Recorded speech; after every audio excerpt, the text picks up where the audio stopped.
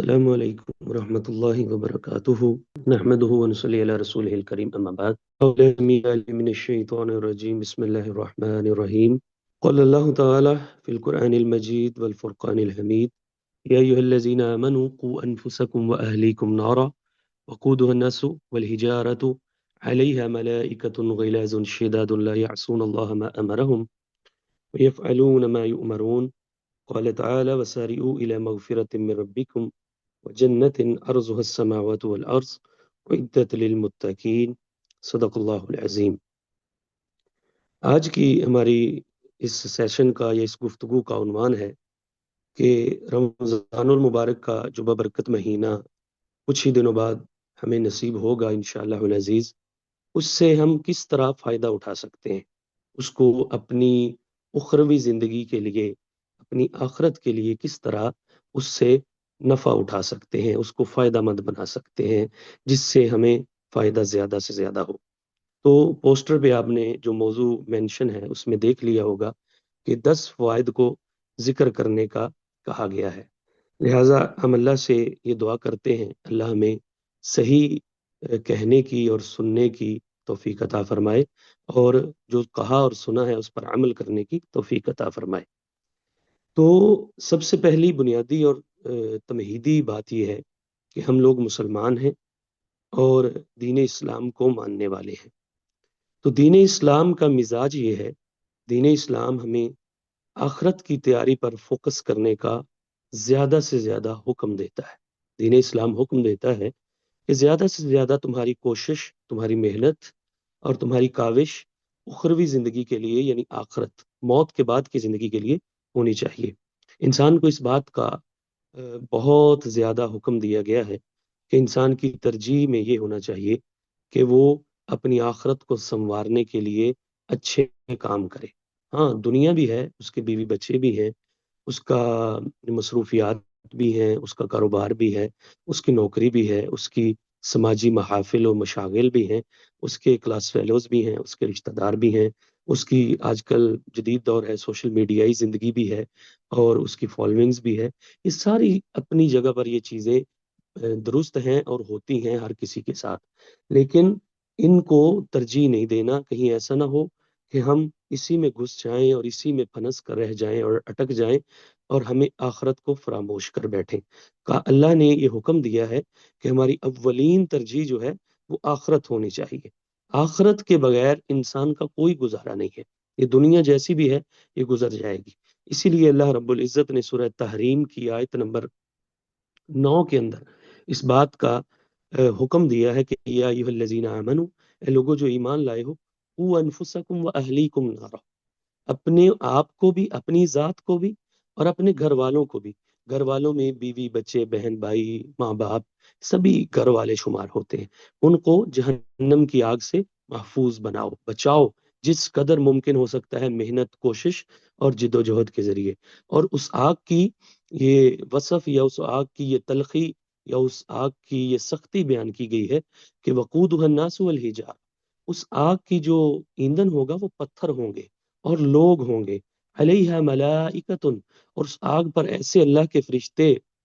مقرر ہیں، غلاظ جو بڑے سخت ہیں، ان کو رحم نہیں آتا، وہ ترس نہیں کھاتے، رحم دلی، کائنڈنس اور کسی قسم کی شفقت اور لو ان کے دل میں نہیں ہے۔ غلاظ بہت سخت ہیں، شداد اور مزید سخت مزاج والے ہیں، لا یعصون اللہ ما امرہم، اور جس چیز کا اللہ نے ان کو حکم دیا ہے وہ اس سے ایک رتی برابر، ایک ذرہ برابر، ایک بال برابر بھی اس سے انحراف نہیں کرتے۔ وَيَفْعَلُونَ مَا يُؤْمَرُونَ، اور جس کا اللہ ان کو حکم دیتے ہیں وہ کام وہ جاری و ساری رکھتے ہیں۔ اللہ نے یہ حکم دیا ہے کہ اپنے آپ کو آگ سے بچاؤ، اور دوسری ایک اور آیت کریمہ میں اللہ نے فرمایا وَسَارِعُوا إِلَىٰ مَغْفِرَةٍ مِّن رَّبِّكُمْ وَجَنَّةٍ عَرْضُهَا السَّمَاوَاتُ وَالْأَرْضُ وَأُعِدَّتْ لِلْمُتَّقِينَ، اے لوگوں جلدی کرو،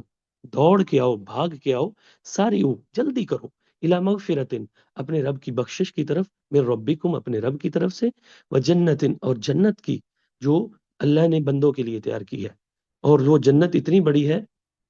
کہ اس کی چوڑائی آسمان اور زمین کے برابر ہے۔ اعدت للمتقین، جو متقین کے لیے، پرہیزگار کو لوگوں کے لیے، اللہ کا تقوی، اس کا خوف کرنے والوں کے لیے تیار کی گئی ہے۔ اسی لیے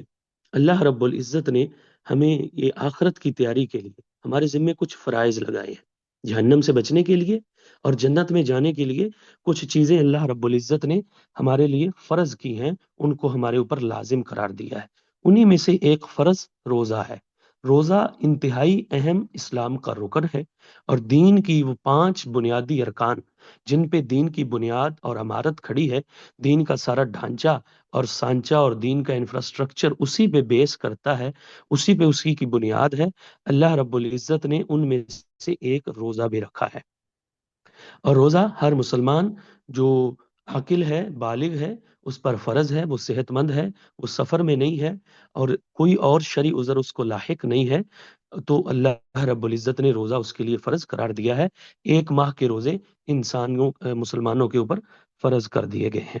یہ رمضان المبارک کا جو مہینہ ہے جس میں ہم روزے رکھتے ہیں، یہ بڑا ہی بابرکت مہینہ ہے، اور اس مہینے کی برکت روزے کے ساتھ ہے۔ روزہ اللہ کی انتہائی عظیم عبادت ہے۔ کسی اور عبادت کے بارے میں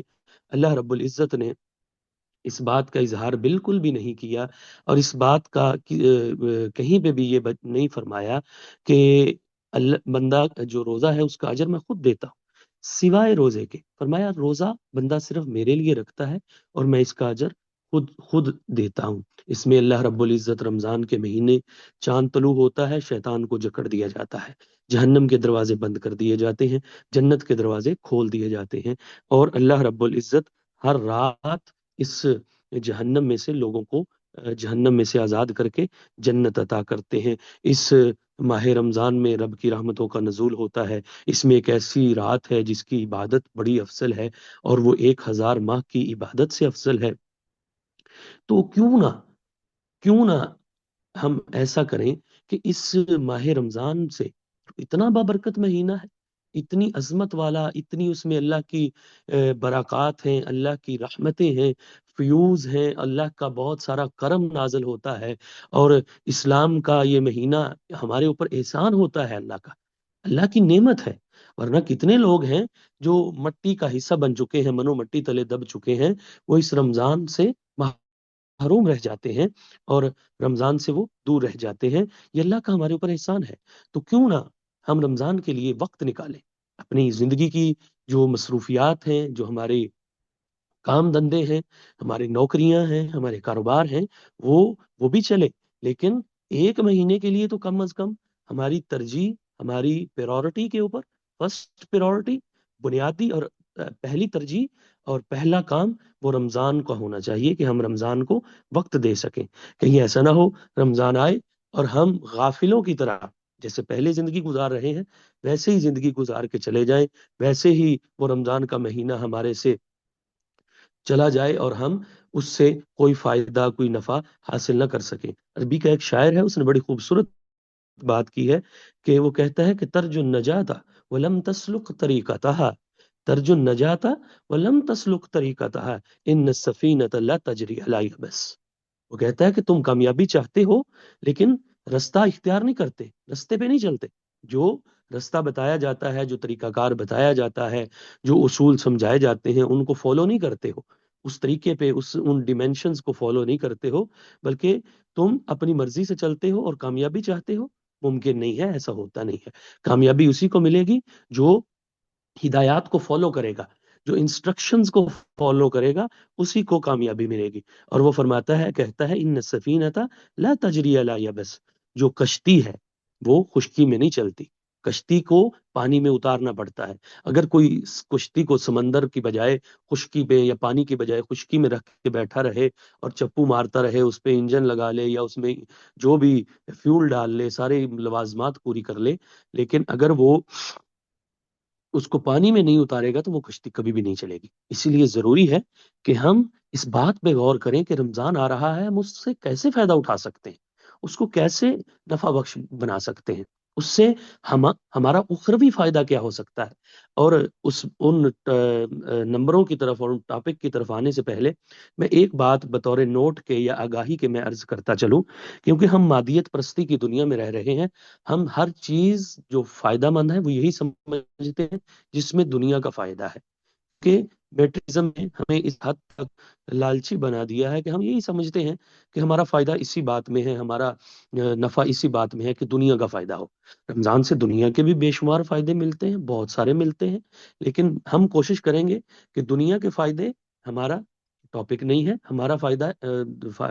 ٹاپک ہے اخروی فائدے، کہ ہم اخروی جو فوائد ہیں ان کو ڈسکس کر سکیں، اس میں کچھ نہ کچھ ہمارے دنیا داری کے اور دنیا میں جو ہمیں فائدے ہوتے ہیں وہ بھی اس میں شامل ہو جائیں گے۔ تو لہٰذا سب سے پہلا فائدہ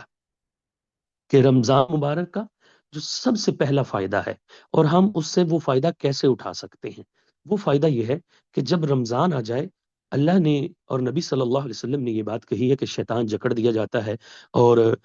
جہنم کے دروازے بند ہو جاتے ہیں، تو ہمیں چاہیے کہ رمضان کی اس نعمت کو غنیمت سمجھتے ہوئے، اس نعمت سے فائدہ اٹھاتے ہوئے، اس نعمت کو اپنے لیے نفع بخش، کار آمد اور فروٹفل بنانے کے لیے ہمیں چاہیے کہ ہم سچی توبہ کریں۔ سب سے پہلا کام کون سا ہے؟ سچی توبہ کریں، جس کو شریعت میں، دین میں، قرآن میں، رسول اللہ صلی اللہ علیہ وسلم کی جو ہدایات ہیں، آپ کی احادیث ہے، سنت میں توبۃ النصوح کا نام دیا گیا ہے، کہ ہم پکی سچی توبہ کر لیں۔ توبۃ النصوح کسے کہتے ہیں؟ ایسی توبہ جس توبہ کے بعد انسان گناہ کی طرف نہ جائے، بلکہ گناہ سے توبہ کر کے، گناہ سے دوری اختیار کر کے، گناہ کو پس پشت ڈال کے صرف اور صرف اللہ کے رستے پہ، نیکی کے رستے پر چلے، دینداری کے رستے پر چلے، اور اللہ کے رستے پر کو فالو کرے۔ اور جب انسان پکی توبہ کرتا ہے تو پھر نیکی کی ہدایت ملتی ہے۔ اور توبۃ النصوح میں یہ بھی شامل ہے کہ انسان یہ اس بات کا اعادہ کرے، اس بات کا عزم کرے، اظہار کرے، پختہ فیصلہ کرے کہ اس نے کوئی گناہ نہیں کرنا اور آئندہ معصیت کے اور برائی کے رستے پر نہیں چلنا۔ وہیں پہ انسان یہ بھی فیصلہ کرے کہ اس نے دوبارہ گناہ نہیں کرنا، اور اس کو یہ بھی فیصلہ کرنے پڑے گا کہ اس نے جو سابقہ زندگی گناہوں والی گزاری ہے اس پہ اس کو پشیمانی ہونی چاہیے، اس کو شرمندگی ہونی چاہیے، وہ پشیمان ہو، وہ شرمندہ ہو کہ میری جو زندگی گزر چکی ہے، اور اس کو فکر لاحق ہو کہ جو میری زندگی گزر چکی ہے وہ زندگی درست نہیں گزری ہے۔ لہٰذا توبۃ النصوح کرنی چاہیے، اور جب انسان توبۃ النصوح کرتا ہے اس کو نیکی کی توفیق ملنا شروع ہو جاتی ہے۔ پکی سچی توبہ کرنے والا انسان نیکی کے رستے پر اللہ اس کو خود ہی گامزن کر دیتے ہیں۔ امام حسن بصری رحمہ اللہ ایک بہت بڑے امام گزرے ہیں اور وقت کے محدث گزرے ہیں، ان سے کسی نے سوال کیا کہ امام صاحب، میں رات کے وقت اپنا وضو کا پانی بھی رکھتا ہوں سنبھال کے، اور میں قیام اللیل کی یعنی تہجد کی تیاری کے لیے عزم کر کے، ارادہ کر کے سوتا ہوں۔ آج کے دور میں سمجھ لیں کہ الارم لگا کے سوتا ہوں، یا میں کسی ایسے شخص کو کہہ دیتا ہوں کہ مجھے بھی جگا دیجیے گا جو خود بیدار ہوتا ہو، تو پھر میں اٹھ کیوں نہیں پاتا؟ میری مکمل تیاری ہوتی ہے، میری نیت بھی ہوتی ہے، میں دعا بھی کرتا ہوں کہ اللہ مجھے توفیق دینا کہ میں اٹھ سکوں، لیکن پھر میں اٹھ کیوں نہیں پاتا؟ تو امام حسن بصری رحمہ اللہ فرماتے ہیں کہ میرے پیارے بھائی، تو کوشش کر، تو دیکھ اپنی زندگی پہ غور کر، کہیں تو گناہ تو نہیں کر رہا؟ تو نیکیاں تو کرتا ہے، لیکن ساتھ کہیں تیری گناہوں کی زندگی بھی تو چل نہیں رہی۔ تو پتہ یہ چلا کہ جب انسان گناہوں کی زندگی میں پڑا ہوتا ہے، ساتھ گناہ بھی چلتے رہتے ہیں، تو پھر ہوتا یہ ہے کہ انسان کی جو توبہ کی توفیق ہے اور نیکی کی جو توفیق ہے وہ کم ہو جاتی ہے۔ اور اللہ رب العزت نے قرآن مجید کے اندر اس بات کا بار بار اظہار کیا ہے کہ اے لوگو، جو اپنی جانوں پہ ظلم کر بیٹھے ہو، جو زیادتیاں کر بیٹھے ہو، اور پہلے تو ایمان والوں کو اس بات کا اللہ رب العزت نے ذکر کیا ہے کہ یا ایھا الذین آمنوا توبوا الی اللہ توبۃ نصوحا، اے جو لوگو ایمان لائے ہو، مسلمان ہو، رسول اللہ کا کلمہ پڑھتے ہو، مجھ کو اللہ مانتے ہو، رسول اللہ کو نبی مانتے ہو، تو تم پہ لازم ہے کہ توبہ نصوح کرو، توبۃ نصوحا، عسیٰ ربکم ان یکفر عنکم سیئاتکم، اللہ رب العزت تمہارے جو یہ گناہ ہے ان کو معاف کر دے گا، ویدخلکم جنات تجری من تحتها الانہار، اور تم کو جنات میں، باغ میں داخل کرے گا، ایسے باغات میں داخل کرے گا جن کے نیچے نہریں بہتی ہیں۔ اور توبہ کرنے والے شخص کے بارے میں اللہ رب العزت بہت زیادہ خوش ہوتے ہیں. جو بندہ توبہ کرتا ہے اور پکی سچی توبہ کرتا ہے اللہ بہت زیادہ خوش ہوتے ہیں. اور اللہ رب العزت کی تو یہ خواہش ہے، اللہ کی تمنا ہے، اللہ یہ چاہتے ہیں کہ میرے بندے توبہ کر لیں، گناہ کریں اور وہ توبہ کر لیں. اور اللہ رب العزت گناہوں کے رچ دیتا ہے. جب کوئی بندہ معصیت کرنے کا، رب کو ناراض کرنے والا رستہ چھوڑ کے رب کی رضا والا رستہ تلاش کر لیتا ہے، اس پہ چلنا شروع کر دے، تو اللہ رب العزت اتنے خوش ہوتے ہیں، اتنے خوش ہوتے ہیں. رسول کریم صلی اللہ علیہ وسلم فرماتے ہیں، حدیث ہے، آپ صلی اللہ علیہ وسلم نے فرمایا کہ اس بندے کی خوشی کا کیا ٹھکانہ ہوگا جو کسی جنگل بیابان میں، صحرا میں سفر کر رہا ہے، اونٹ کے اوپر یا کسی اور جانور کے اوپر، تو اس پہ اس کی پانی بھی ہے، اس کا کھانا بھی ہے، تو وہ تھوڑی دیر سستانے کے لیے، ریسٹ کرنے کے لیے درخت کے نیچے آرام کرتا ہے اور اس کا اونٹ بھاگ جاتا ہے. اب اسی اونٹ کے اوپر اس کا کھانا بھی ہے، اس کا پینا بھی ہے. اب وہ موت کے انتظار میں انتہائی پریشانی کے عالم میں، مایوسی کے عالم میں بیٹھا ہوا ہے اور سوچ رہا ہے کہ موت کب آتی ہے، کیونکہ اب کوئی پرسان حال نہیں ہے. تو اچانک اس کا اونٹ یا اس کی سواری ایک طرف سے نمودار ہوتی ہے اور وہ دیکھتا ہے اور بہت خوش ہوتا ہے. اور اس خوشی میں اس کی زبان سے اور جو کلمہ نکلتا ہے وہ یہ کہتا ہے، اے اللہ تو میرا بندہ ہے اور میں تیرا رب ہوں. یعنی اس کی خوشی کا اندازہ کیجئے، امیجن کیجئے، اس پہ غور کیجئے کہ وہ کتنا خوش ہے کہ وہ فرط مسرت میں اور جذبات میں آ کے، خوشی کے عالم میں آ کے اتنا خوش ہو کے وہ کہہ دیتا ہے کہ اللہ تو میرا بندہ ہے اور میں تیرا اللہ ہوں. رسول اللہ فرماتے ہیں اللہ اس سے بھی زیادہ خوش ہوتے ہیں، اللہ کو اس سے بھی زیادہ خوشی ہوتی ہے جب کوئی بندہ اپنی گناہوں کی زندگی کو چھوڑ دیتا ہے. اور اللہ تو بار بار اس بات کا اظہار کرتے ہیں، یا عبادی الذین اسرفوا علی انفسہم لا تقنطوا من رحمت اللہ. اللہ کی رحمت سے مایوس نہیں ہونا، گناہ ہو بھی گئے ہیں تو ان کو چھوڑ کے نیکی والے رستے پر چل جاؤ. اور رسول اللہ صلی اللہ علیہ وسلم نے فرمایا، صحیح مسلم کی یہ حدیث ہے، کہ جب بندہ گناہ کرتا ہے اور وہ اس کے بعد پتہ کیا کہتا ہے، اغفر لی ذنبی، اللہم اغفر لی ذنبی، اے اللہ میرے گناہ کو معاف کر دے. تو اللہ فرشتوں میں اس کا تذکرہ کر کے کہتے ہیں کہ اذنب عبدی ذنبا، میرے بندے نے گناہ کیا، میرے بندے نے معصیت کی، نافرمانی کی، فعلم عبدی ان له ربا، میرا بندہ جانتا ہے کہ اس کا رب ہے، فغفرت لک، میں نے اس کو معاف کر دیا ہے. ٹھیک ہے، یعنی اللہ کو بڑی خوشی ہوتی ہے کہ جب کوئی بندہ پکی سچی توبہ کرتا ہے. اور یہ جو توبہ کا رستہ ہے نا، یہ جو توبہ کا رستہ ہے، یہ اللہ کی پہچان کا رستہ ہے. یعنی بندہ اسی وقت کسی کے در پہ، کسی کے دروازے پر جاتا ہے جب اس کو امید ہوتی ہے کہ مجھے یہاں سے میری مراد پوری ہو جائے گی، میرا کام ہو جائے گا، پھر ہی وجہ ہے. یہ اللہ کی پہچان کا، اس کی معرفت کا بہت بڑا ذریعہ ہے انسان جب توبہ کرتا ہے. اور رمضان بہترین موقع ہے، اسپیشل اپرچونٹی ہے مسلمانوں کے لیے کہ وہ پکی سچی توبہ کریں اور اس توبہ پہ دوام اختیار کریں، اس توبہ پہ ریگولیرٹی اختیار کریں، اس توبہ پہ ہمیشگی کریں، تاکہ وہ اللہ کے پاکیزہ اور اللہ کے نیک بندے بن سکے. یہ ہے رمضان المبارک کا پہلا فائدہ. رمضان المبارک کا دوسرا فائدہ یہ ہے کہ جب انسان توبہ کر لیتا ہے اور نیکی کا عمل کرتا ہے تو نیک کام کرنے کے لیے انسان کے اندر اخلاص یعنی سنسیریٹی کا ہونا بہت ضروری ہے، وفاداری کا ہونا بہت ضروری ہے. انسان جو بھی عمل کر رہا ہو وہ خالصتاً اللہ کی ذات کے لیے کر رہا ہو. اخلاص عبادت کے اندر بہت بڑی چیز ہے. ایسے سمجھ لیں جیسے انسانی دماغ کے اندر مغز کی حیثیت ہے، وہی انسان کا سارا کچھ ہے، اور وہی انسان کی ساری جو انسان کی حسیات ہیں، انسان کی کیفیات ہیں، ان پہ غور کرتا ہے اور اسی کے ذریعے وہ تبدیل ہوتی ہیں. ایسے ہی اخلاص انسان کی عبادت کے اندر مین چیز ہے. اگر اخلاص نہ ہو تو عبادت کا کوئی فائدہ نہیں ہوتا، کی بارگاہ کے رائے گاہ چلی جاتی ہے. اسی لیے تو اللہ نے قرآن مجید میں اپنے نبی کو حکم دیا ہے کہ نبی کہہ دیجئے انی امرتو، میں بھی اس بات کا حکم دیا گیا ہوں، ان اعبد اللہ مخلصا لہ الدین، میں اللہ کی عبادت کروں اس کے دین کو خالص کرتے ہوئے، اخلاص کے ساتھ. عبادت کے اندر اخلاص کا ہونا بہت ضروری ہے. اور اخلاص اتنی بڑی چیز ہے، اتنی بڑی اللہ کا، یہ عبادت کے اندر اتنی اہم چیز ہے کہ اللہ رب العزت نے قرآن مجید میں ان کافروں کے اخلاص کا بھی تذکرہ کیا ہے جب وہ کسی مصیبت میں پھنس جاتے تھے، جب کسی پریشانی میں پھنس جاتے تھے، جب ان کی کشتی بھنور میں پھنس جاتی تھی، سمندر کی طوفانی موجوں کے سپرد ہو جاتی تھی، تو پھر بھی وہ اس وقت جب وہ اللہ کو خالص پکارتے تھے تو اللہ نے ان کے اخلاص کا قرآن مجید میں بھی تذکرہ کیا ہے۔ اور اللہ نے، شیطان نے جو اللہ سے مناظرہ کیا تھا نا کہ میں تیرے بندوں کو ورگلاؤں گا، تو وہاں پر بھی اللہ نے کہا تھا جو میرے وفادار بندے ہوں گے، جو میرے مخلص بندے ہوں گے، اخلاص کا لفظ، مخلص ہونے کا لفظ اللہ نے استعمال کیا ہے، جو میرے مخلص اور وفادار بندے ہوں گے وہ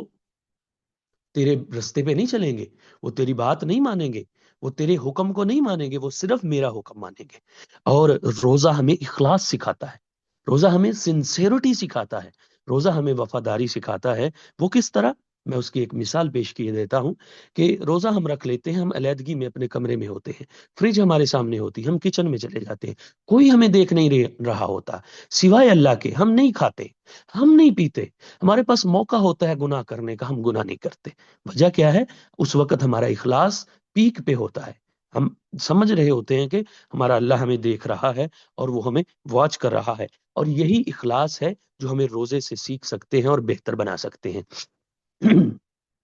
اسی لیے تو اللہ کے نبی صلی اللہ علیہ وسلم نے فرمایا ان تعبد اللہ کأنک تراہ، تو اس طرح عبادت کر گویا کہ اللہ کو تو دیکھ رہا ہے۔ اور اگر یہ کیفیت نہیں پیدا ہوتی تو کم از کم یہ کیفیت تو لازمی ہونی چاہیے، فَإِن لَمْ يَكُنْ تَرَاهَا فَإِنَّهُ يَرَاكَ، اگر تو اللہ کو نہیں دیکھ رہا تو اللہ رب العزت کی ذات تجھے ہمہ وقت دیکھ رہی ہے، ہر وقت وہ تو اللہ رب العزت کی ذات کے سامنے ہے۔ اور اللہ اپنے مخلص بندوں پر بڑا کرم کرتا ہے، ان کی دعائیں قبول کرتا ہے، ان کی باتوں کو، ان کی مناجات کو اللہ سنتا ہے، اور ان کی حاجتوں کو اللہ پورا کرتا ہے۔ رسول اللہ صلی اللہ علیہ وسلم نے فرمایا بظاہر آپ بندے کو دیکھیں گے اس کے بالوں میں مٹی پڑی ہوگی، اس کی داڑھی میں مٹی پڑی ہوگی، چہرہ گرد آلود ہوگا، کپڑے پھٹے پرانے ہوں گے، اور ہم سمجھیں گے کہ یہ عام سا انسان ہے، کوئی عامی ہے، کوئی اتنا خاص بندہ نہیں ہے۔ لیکن لو اقسم علی اللہ لابرہ، اگر وہ اللہ کی قسم دے، اللہ کو قسم دے کہ اللہ میں تجھے قسم دے کے کہتا ہوں یہ کام کرنا ہے یا یہ کام ہونا چاہیے، تو اللہ رب العزت اس کی بات کو، اس کی قسم کی لاج رکھتے ہوئے اس بات کو پورا کریں گے۔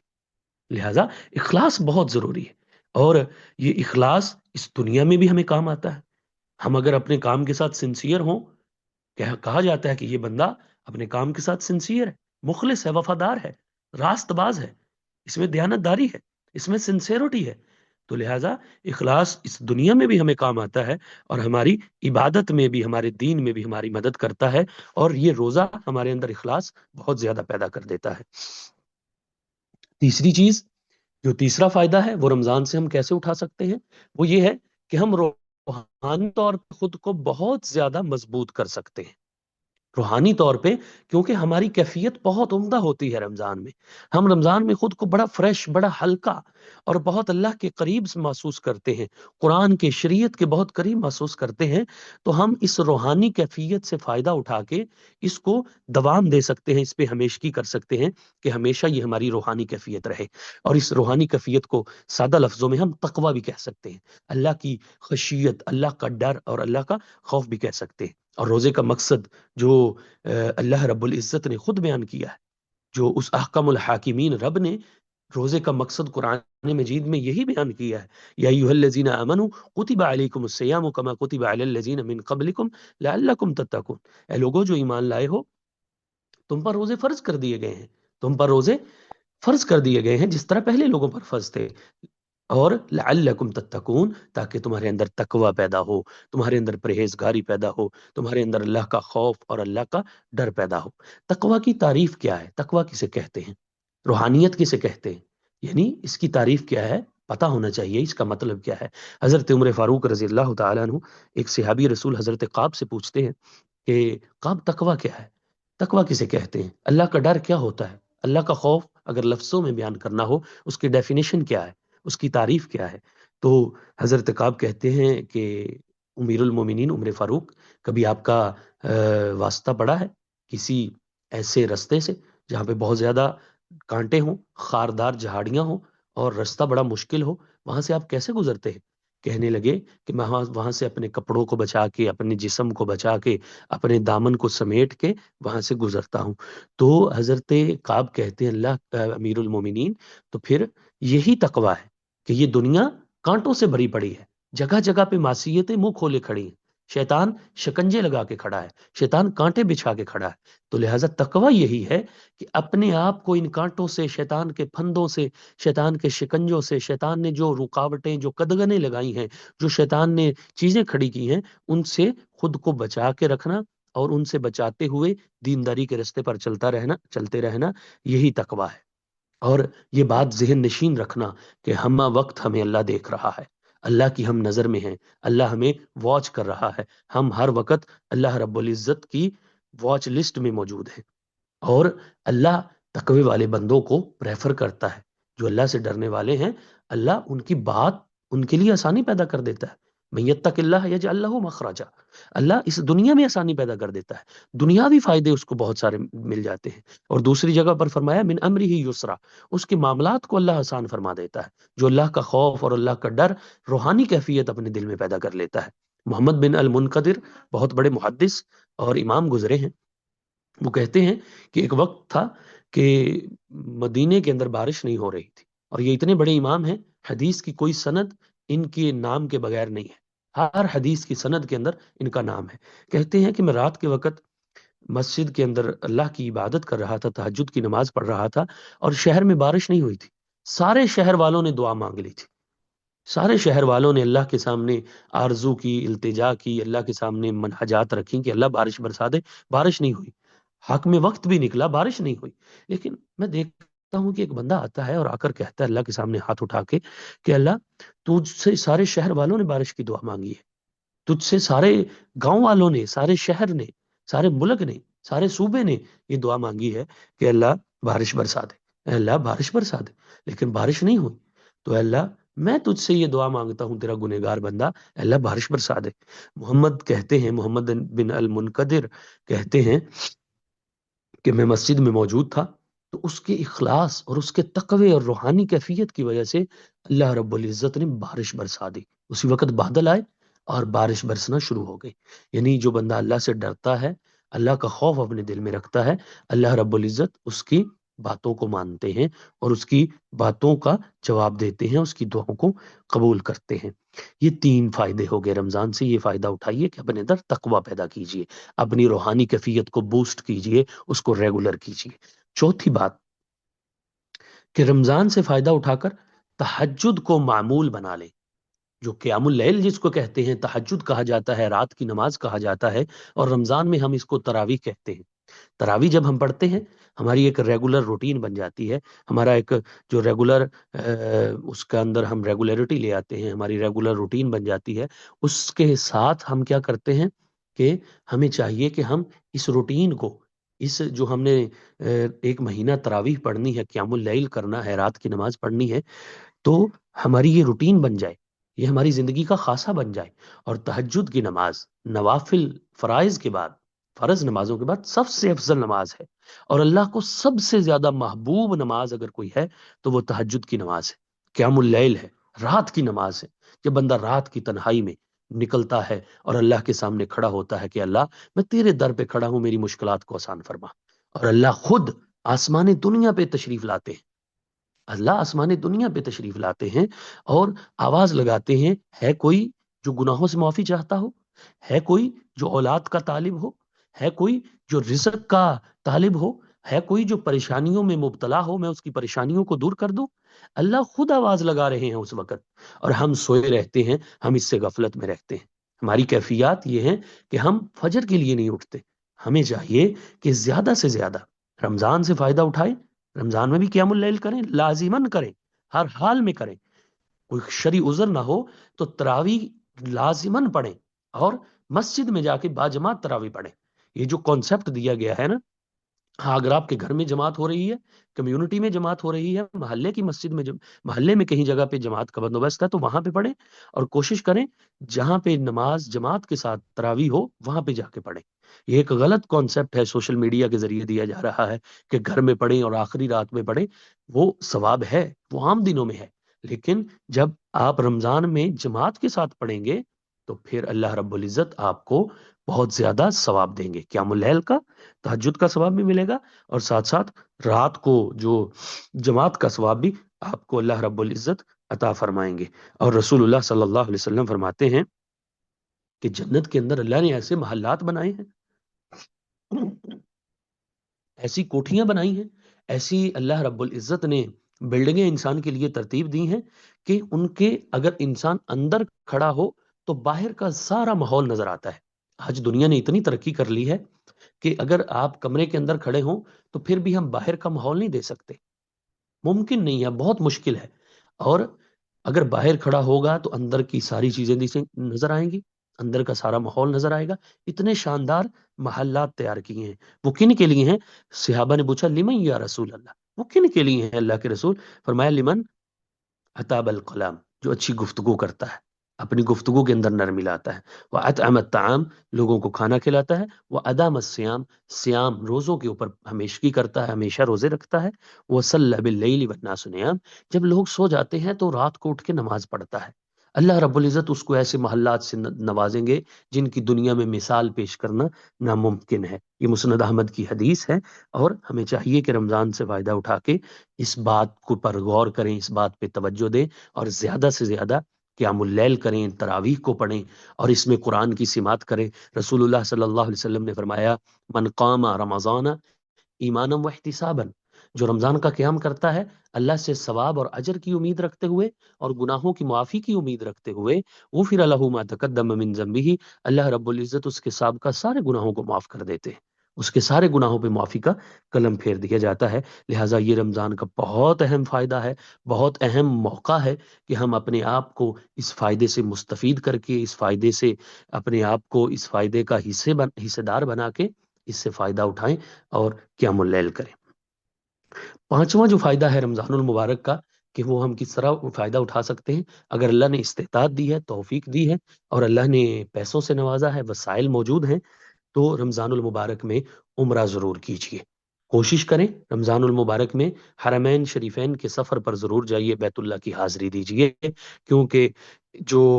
رمضان میں عمرہ کرتا ہے اللہ رب العزت اس کو حج کے برابر ثواب عطا کرتے ہیں۔ حضرت عبداللہ بن عباس رضی اللہ تعالیٰ عنہ کی حدیث ہے، مسلم شریف کے اندر موجود ہے، 1256 اس کا نمبر ہے۔ رسول اللہ صلی اللہ علیہ وسلم نے ایک انصاری عورت سے پوچھا کہ آپ نے ہمارے ساتھ حج کیوں نہیں کیا؟ اس نے کچھ عذر پیش کیے کہ میری سواری نہیں تھی، یا میرے ساتھ وسائل نہیں تھے، معاملات تھے، اس نے کچھ عذر پیش کیے، تو رسول اللہ صلی اللہ علیہ وسلم نے فرمایا فَإِذَا جَاءَ رَمَضَانُ فَاعْتَمِرِي، جب رمضان کا مہینہ آئے تو عمرہ کر لینا، فَإِنَّ عُمْرَةً تَعْدِلُ فِيهِ حَجَّةً، اس میں عمرہ جو ہے وہ حج کے برابر ہے۔ لہٰذا یہ رمضان کا بہت اہم فائدہ ہے کہ اگر اللہ نے آپ کو وسائل دیے ہیں تو پھر عمرہ کیجیے۔ چھٹا فائدہ یہ ہے کہ رمضان میں کوشش کر کے، محنت کر کے، جد و جہد کر کے، اپنی پوری اپنی ذمہ داری رسپانسبلٹی لگاتے ہوئے، اور خود کو ایک رسول اللہ کا امتی اور اللہ سے ڈرنے والا انسان بناتے ہوئے اپنے آپ کو جہنم سے آزاد کروا لیجیے۔ رسول اللہ صلی اللہ علیہ وسلم نے فرمایا کہ ہر رات للہ اتقاء من النار فی رمضان المبارک، اللہ رب العزت رمضان المبارک میں ہر رات لوگوں کو جہنم سے آزادی عطا کرتے ہیں، چاہے وہ لوگ زندہ ہوں یا فوت شدہ ہوں، ٹھیک ہے؟ تو ذالک فی کل لیلۃ، اور یہ ہر رات میں ہوتا ہے۔ ہمیں چاہیے کہ ہم زیادہ سے زیادہ اللہ کی عبادت کر کے، اللہ کو منا کے، اس راتوں کے اندر، رمضان المبارک کے ایام کے اندر، یہ بہت بڑا قیمتی فائدہ ہے۔ اگر ایک مہینہ محنت اور جد و جہد کر کے ہمیں رمضان المبارک میں عبادت کر کے اللہ ہمیں جہنم سے آزادی عطا کر دے تو اس سے بڑا فائدہ ہی کوئی نہیں، اس سے بڑا انعام ہی کوئی نہیں ہے۔ تو ہمیں کوشش کرنی چاہیے کہ رمضان المبارک کا یہ فائدہ بھی اون کریں اور اس فائدے کو بھی زیادہ سے زیادہ اٹھائیں۔ کہیں ایسا نہ ہو، رسول اللہ صلی اللہ علیہ وسلم کی حدیث ہے جامع ترمذی کے اندر 3545 اس کا نمبر ہے، رسول اللہ صلی اللہ علیہ وسلم ممبر پر چڑھ رہے تھے، اس کی ایک سیڑھی پہ چڑھتے ہیں، رسول اللہ نے آمین کہا، پھر دوسری پہ چڑھے آمین کہا، تیسری سیڑھی پہ چڑھے آمین کہا، تو صحابہ نے پوچھا کہ اللہ کے پیارے حبیب یہ کیا ماجرا ہے، کوئی ایسی اہم بات یا کوئی معاملہ پیش تو نہیں آیا، آپ کس لیے اس بات کی طرف توجہ دے رہے ہیں کہ آپ آمین کہہ رہے ہیں، تو رسول اللہ صلی اللہ علیہ وسلم نے فرمایا کہ ابھی جبریل امین نے بد دعا کی ہے اور میں نے آمین کہی ہے ایسے بندے کے لیے کہ دخل علیہ رمضان، اس پہ رمضان آیا، اس کو رمضان کا نصیب ہوا، رمضان اس کی زندگی میں آیا، فلم یغفر لہا، وہ اپنے گناہوں کو معاف نہ کروا سکا، اپنے گناہوں کی معافی نہ مانگ سکا، اللہ کی بارگاہ کے اندر وہ توبہ نہ کر سکا، اپنے آپ کو جہنم سے آزاد نہ کروا سکا، اللہ کا وہ بندہ تباہ و برباد ہے، اس کی ناک خاک آلود ہو، وہ خسارے کا سودا کر رہا ہے، وہ ناکامی کی طرف جا رہا ہے، وہ کامیابی کی طرف نہیں جا رہا، وہ گھاٹے کی طرف جا رہا ہے، اس کا رستہ سکسیس کا، کامیابی کا رستہ نہیں ہے، بلکہ اس کا رستہ ناکامی کا رستہ ہے۔ اسی لیے کوشش کریں رمضان کا یہ اپرچونٹی بھی اویل کریں، یہ رمضان کا موقع بھی اپنے ہاتھوں سے نہ جانے دیں، یہ فائدہ بھی دور نہ جانے دیں، اپنے آپ کو اس فہرست میں شامل کر لیں جس فہرست میں اللہ نے ان لوگوں کا نام لکھنا ہے جن کو جہنم سے آزادی عطا کرنی ہے۔ ہمارے یہ 6 فائدے ہو گئے ہیں۔ 7واں فائدہ یہ ہے کہ رمضان المبارک میں قرآن مجید کی تلاوت بہت اہم چیز ہے۔ رمضان اور قرآن کا چولی دامن کا ساتھ ہے، ان کا بہت قریبی تعلق ہے، اور اللہ رب العزت فرماتے ہیں شہر رمضان الذی انزل فیہ القرآن ھدی للناس وبینات من الہدی والفرقان، یہ جو قرآن لوگوں کی ہدایت اور رہنمائی کا ذریعہ ہے، جس میں توحید کے دلائل ہیں، انسانیت کی رہنمائی کے دلائل ہیں، بھلائی اور خیر کے دلائل ہیں، یہ قرآن ہم نے رمضان المبارک میں نازل کیا ہے۔ شہر رمضان الذی انزل فیہ القرآن ھدی للناس وبینات من الہدی والفرقان، اور یہ کتاب جو حق اور باطل میں فرق کرتی ہے، اس کا نزول رمضان المبارک کے اندر ہوا ہے۔ اور قرآن، رسول اللہ صلی اللہ علیہ وسلم نے فرمایا القرآن والصیام یشفعان للعبد یوم القیامہ، قرآن اور صیام یعنی روزہ اور جو قرآن ہے یہ کل قیامت والے دن بندے کی سفارش کریں گے، بندے کی مشکلات میں آسانی کا باعث بنیں گے، لہٰذا قرآن کے ساتھ ہمارا تعلق انتہائی مضبوط ہونا چاہیے۔ اسی ضمن میں جو سب سے اہم فائدہ ہے جو قرآن کے حوالے سے یا قرآن کے بارے میں ہم رمضان میں اٹھا سکتے ہیں، وہ یہ ہے کہ فہم قرآن ہمیں لازماً حاصل کرنا چاہیے کہ قرآن ہم سے کیا کہہ رہا ہے، قرآن کا تقاضا کیا ہے، قرآن ہم سے جو محو تکلم ہے، جو ہم سے بات کر رہا ہے، اس کا تقاضا کیا ہے، قرآن ہم سے چاہتا کیا ہے، قرآن کی منشا اور مقصود کیا ہے، ہمیں اس بات کی طرف توجہ دینی چاہیے۔ یہ انتہائی المیہ کی، افسوس کی اور حسرت کی بات ہے کہ دنیا کی کوئی کتاب، کوئی جو لٹریچر ہے، چاہے وہ انگلش کا ہو، فزکس کا ہو، دنیا کے کسی بھی علم کا ہو، وہ لٹریچر، وہ کتاب ہو، وہ آرٹیکل ہو، وہ کسی کا کالم ہو یا کچھ بھی ہو، وہ جب ہماری نظروں سے گزرتا ہے، ہم پڑھتے ہیں، تو ہم اس کی ایک ایک لائن اور ایک ایک حرف کو اور ایک ایک لفظ کو سمجھے بغیر نہیں پڑھتے۔ اگر ہمیں سمجھ نہ آ رہا ہو تو ہم استاد سے رہنمائی لیتے ہیں، ڈکشنری کا استعمال کرتے ہیں، لیکن یہ صرف قرآن کے ساتھ ہم زیادتی کرتے ہیں۔ ہم ثواب کے لیے پڑھتے تو ہیں، ثواب ملے گا، ضرور ملے گا، تلاوت کا ثواب ہے، وہ حتمی ہے، وہ ملے گا، لیکن کیا یہ قرآن کے ساتھ زیادتی نہیں ہے کہ ہم قرآن کے فہم سے دور ہوں؟ اللہ ہم سے بات کر رہا ہو، قرآن ہم سے تقاضا کر رہا ہو اس کو سمجھنے کا، اور ہم قرآن کو سمجھنے کے لیے اور اس کی انڈرسٹینڈنگ سے ہم نابلد ہوں۔ قرآن کی جو تفہیم ہے اس پہ اس رمضان الکریم میں کسی اہم ادارے میں، کسی اچھے انسٹیٹیوٹ میں، کسی اچھے استاد کے پاس اس کو شروع کریں اور رمضان سے فائدہ اٹھائیں، کیونکہ بندے کا دل رمضان المبارک میں قرآن کے ساتھ بڑا جڑا ہوتا ہے، اس کا تعلق بڑا عمدہ لگا ہوتا ہے، لہٰذا اس بات سے ضرور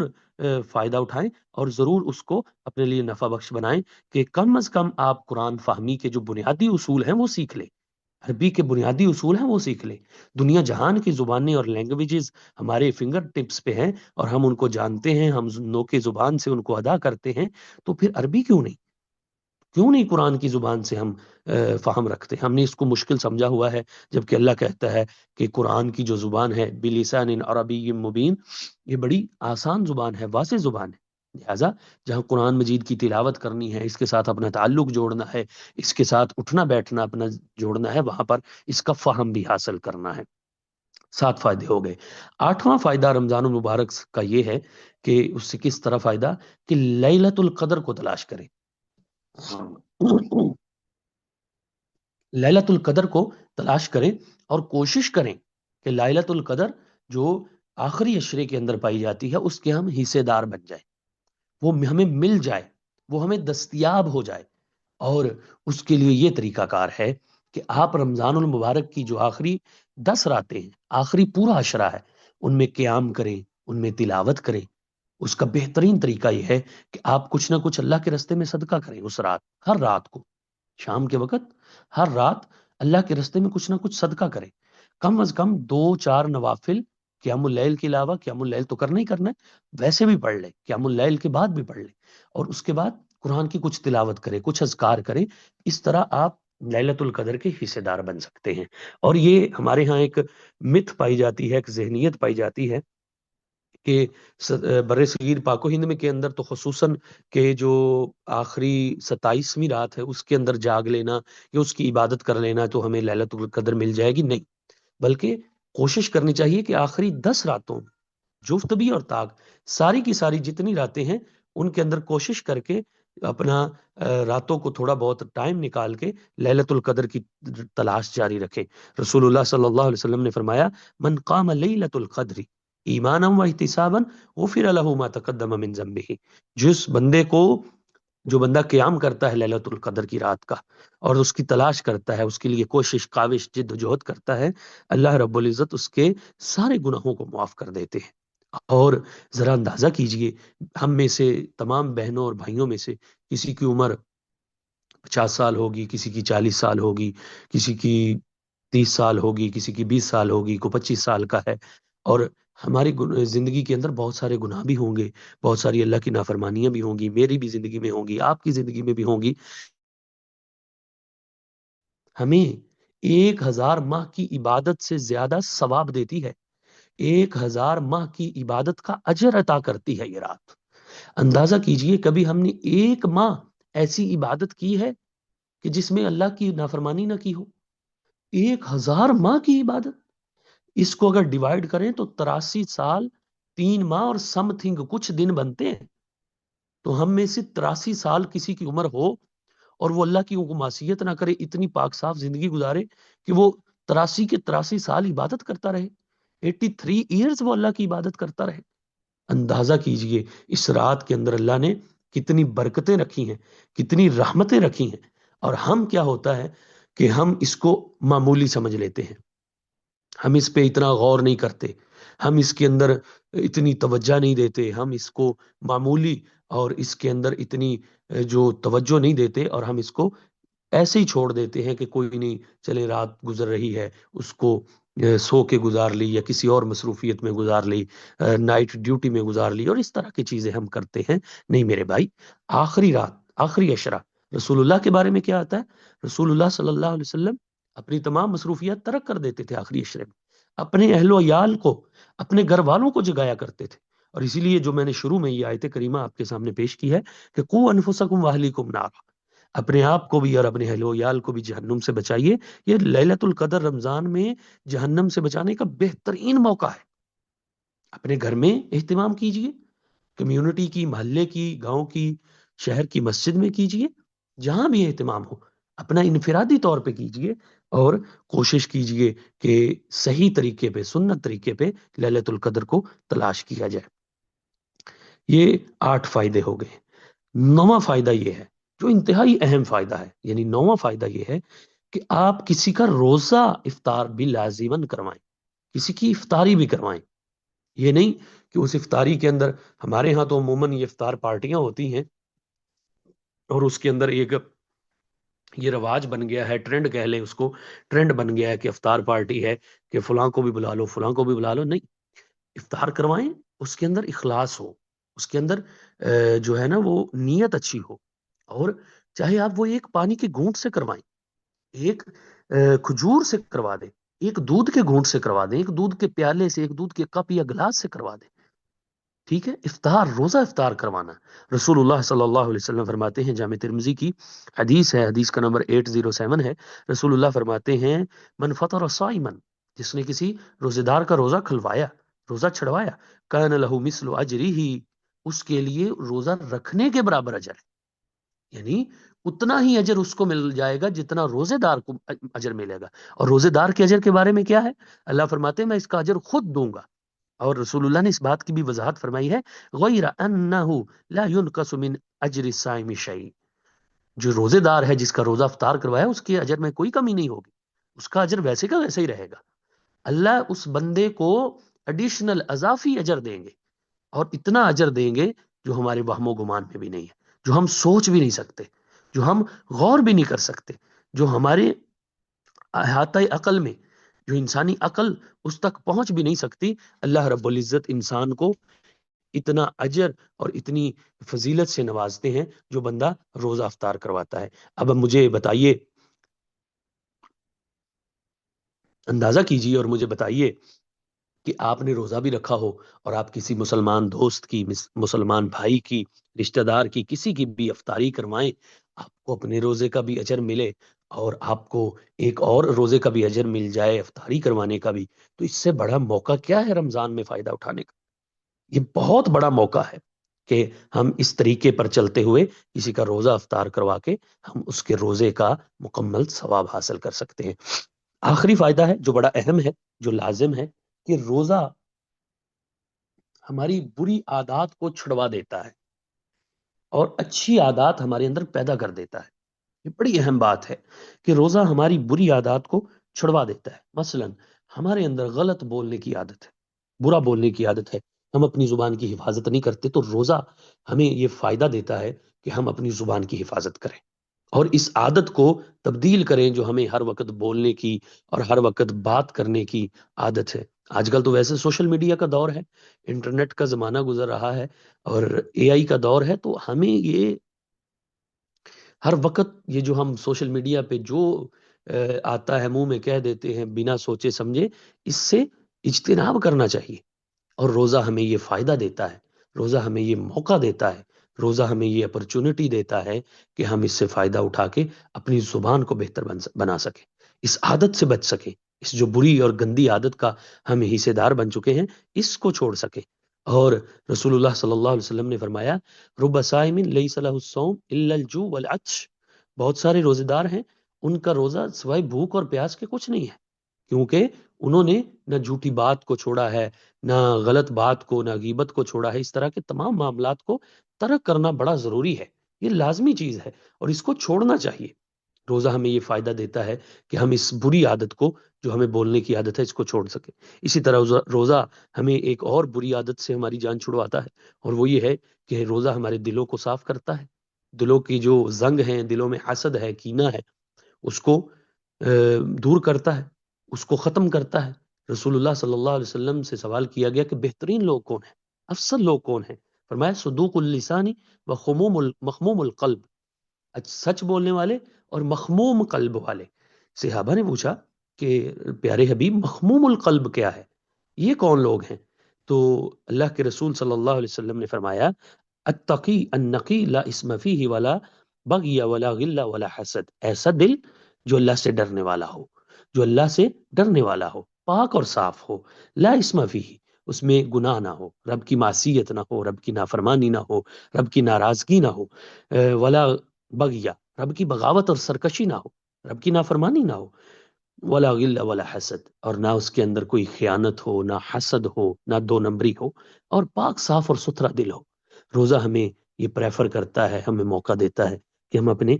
دل کو صاف کر سکیں. اسی طرح ایک اور بری عادت ہے تمباکو نوشی کی، سگریٹ نوشی کی، یا کسی اور قسم کا نشہ، یا آج کل کی جدید نوجوان جو نشہ کرتے ہیں شیشہ وغیرہ کا. رمضان میں ہم سگریٹ نوشی نہیں کرتے روزے کی حالت میں، تو رمضان ہمیں اس بری عادت کو چھوڑنے کا بھی ہمیں حکم دیتا ہے، ہمیں اس فائدے سے مستفید ہونے کا کہتا ہے کہ مجھ سے یہ فائدہ اٹھاؤ اور کوشش کرو کہ اپنی اس بری عادت کو چھوڑ لو. اسی طرح رمضان ہمیں ایک اور بری عادت چھوڑنے کا بھی کہتا ہے کہ اس سکرین سے دوری اختیار کرو،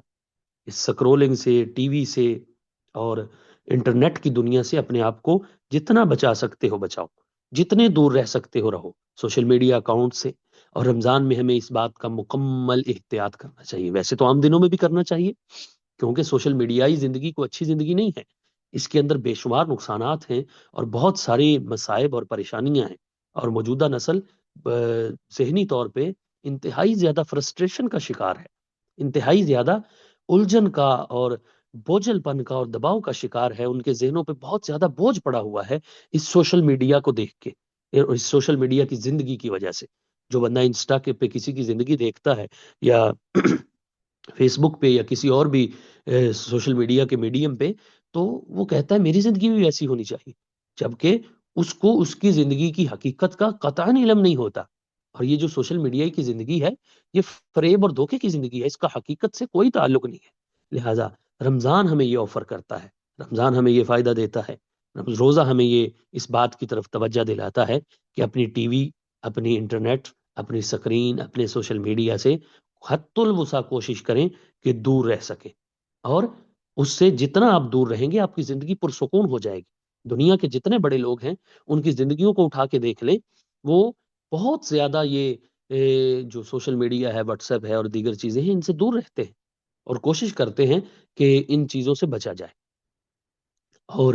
بہترین عادت جو روزہ ہمیں سکھاتا ہے، 10ویں فائدے کے اندر دو باتیں ہیں، یہ بری عادتوں سے نجات دیتا ہے، چھٹکارا دیتا ہے، اسی طرح اور بھی بہت ساری بری عادتیں ہیں۔ گناہ کی عادت ہے، رمضان میں ہم گناہ سے بچنے کی کوشش کرتے ہیں کہ ہم روزے دار ہیں۔ برا بولنے کی عادت ہے، یہ ٹی وی اور سکرین کی عادت ہے، اور دل میں اندر لوگوں کے بارے میں غلط غلط خیالات اور غلط جذبے پیدا کرنے کی عادت ہے، اور دیگر بہت ساری عادات ہیں جو غلط ہیں۔ رمضان ہمیں چھوڑنے کی اس بات کا موقع دیتا ہے، فائدہ دیتا ہے کہ ہم غلط عادات کو چھوڑ سکیں۔ وہیں پہ ہمیں رمضان کچھ اچھی عادتیں آفر بھی کرتا ہے کہ یہ غلط عادتیں چھوڑو اور یہ اچھی عادتیں اپناؤ۔ سگریٹ نوشی کرتے ہو، چھوڑ دو، کوشش کرو اللہ کا زیادہ سے زیادہ ذکر کرو۔ انسان رمضان میں کوشش کرتا ہے کہ اللہ کا زیادہ سے زیادہ ذکر کر سکے، اللہ کو زیادہ سے زیادہ یاد کر سکے، تو زیادہ سے زیادہ اللہ کا ذکر کیا جائے۔ رسول اللہ صلی اللہ علیہ وسلم فرماتے ہیں کل قیامت والے دن جب کوئی سایہ نہیں ہوگا، بڑی سختی کا، بڑی تلخی کا، مشکل کا، پریشانی کا اور تنگی کا عالم ہوگا، ہر انسان پسینے میں ڈوبا ہوگا، اس وقت اللہ رب العزت کچھ لوگوں کو اپنے عرش کا سایہ نصیب فرمائیں گے۔ ان میں ایک وہ شخص ہے جو ذکر اللہ خالین ففازت عیناہ، جو تنہائی میں بیٹھ کے اللہ کا ذکر کرتا ہے، اور اللہ کی ذکر کی وجہ سے، اللہ کی یاد کی وجہ سے اس کی آنکھوں سے ہنسو آ جاتے ہیں۔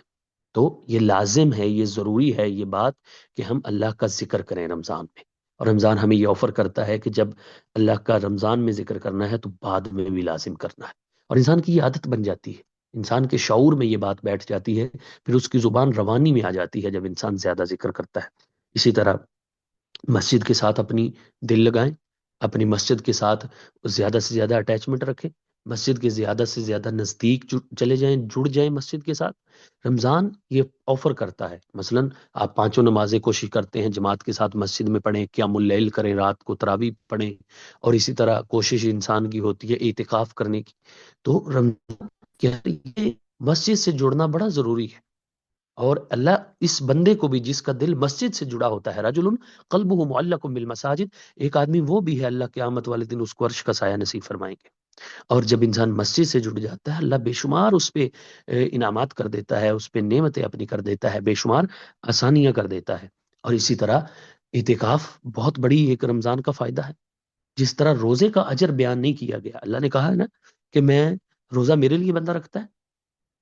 میں اجر دوں۔ اسی طرح یہ 10ویں فائدے کے اندر انتہائی اہم بات اعتکاف بھی ہے، اس سے فائدہ اٹھائیں، اعتکاف کریں۔ اللہ نے آپ کو ٹائم دیا ہے، موقع دیا ہے، فرصت ہے، تو فرصت نہیں بھی ہے تو فرصت کو تھوڑا سائڈ پہ رکھ دیں، فرصت کو کچھ دن کے لیے اوائڈ کریں، اور کوشش کریں اعتکاف کرنے کی۔ جس طرح روزے کا اجر اللہ خود دیں گے، ایسے ہی شریعت کی کسی دلیل میں، کسی نص میں، قرآن کی کسی آیت میں، رسول اللہ کی کسی حدیث میں اعتکاف کا اجر بیان نہیں ہوا، اس لیے کہ اعتکاف کا اجر بھی اللہ رب العزت خود دیں گے۔ اور اس کے ساتھ ساتھ صدقہ کرنے کی عادت ڈالیں، خود کو صدقہ کرنے کی عادت ڈالیں۔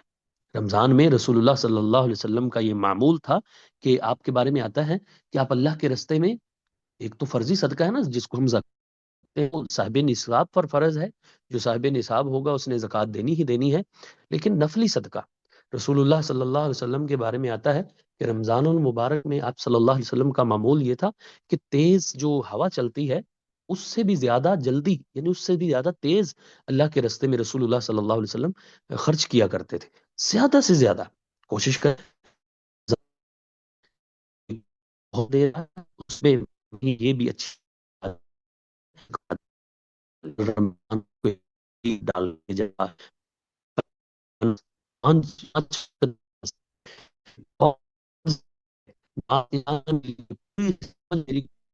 جو گھنٹے کا یہ ہے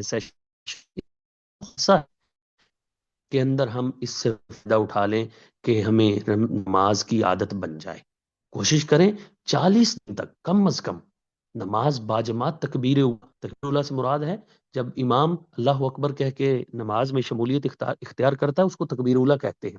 اس وقت آپ صف میں موجود ہوں 40 دن آپ نماز پڑھ لیں اللہ آپ کو نمازی بنا دے گا. اور یہ میرا کہنا نہیں ہے یہ رسول اللہ صلی اللہ علیہ وسلم کا کہنا ہے کہ جو بندہ 40 دن امام کے ساتھ جماعت کے ساتھ مسجد میں تکبیر اولیٰ کے ساتھ اہتمام کر کے نماز پڑھ لیتا ہے اللہ رب العزت اس کو زیادہ سے زیادہ یہ فائدہ دے دیتے ہیں رمضان اس کو نمازی بنا دیتے ہیں. تو رمضان کے یہ بے شمار فائدے ہیں. اسی طرح رمضان کے اندر اپنی مصروفیات کو ختم کریں. اور یہ جو ہم نے کچن کی خاص کر میں اپنی بہنوں کے لیے عرض کروں گا یہ جو کچن کی ہم نے مصروفیات بنا لی ہیں رمضان تو ڈائٹنگ کے لیے آیا تھا. فاسٹنگ اسی کو کہا جاتا ہے نا ڈائٹنگ کو کہا جاتا ہے. رمضان تو ہمارے معدے کو ہمارے جو امیونٹی سسٹم ہے جو ہمارا نظام انہضام ہے ڈائبٹک سسٹم ہے اس کو رمضان تو اس کو ریسٹ دینے کے لیے آتا ہے. اور ہم کیا کرتے ہیں بالاہتمام سحریاں ہو رہی ہیں اور افطاریاں ہو رہی ہیں اور ان میں 10 5 قسم کے کھانے پک رہے ہیں اور ٹیبل سج رہے ہیں. اور ایک اہم موقع میری بہنیں خاص کر آپ ایک اہم موقع جو ہم مس کر دیتے ہیں جس کو ہم چھوڑ دیتے ہیں وہ پتہ کیا ہے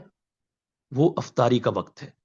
وہ افطاری کا ٹائم ہے. اس وقت دعا قبول ہوتی ہے دعا رد نہیں ہوتی اور آپ میری بہنیں کوکنگ میں لگی ہوتی ہیں اور چیزوں کو اور ٹیبل سجانے میں لگی ہوتی ہیں. کم از کم افطاری سے 1 گھنٹہ پہلے پونا گھنٹہ پہلے اپنے مردوں کو اپنے بچوں کو یہ کہہ دیں گھر والوں کو کہہ دیں کہ ہم نے دعا مانگنی ہے. اپنے بچوں کے لیے دعا مانگے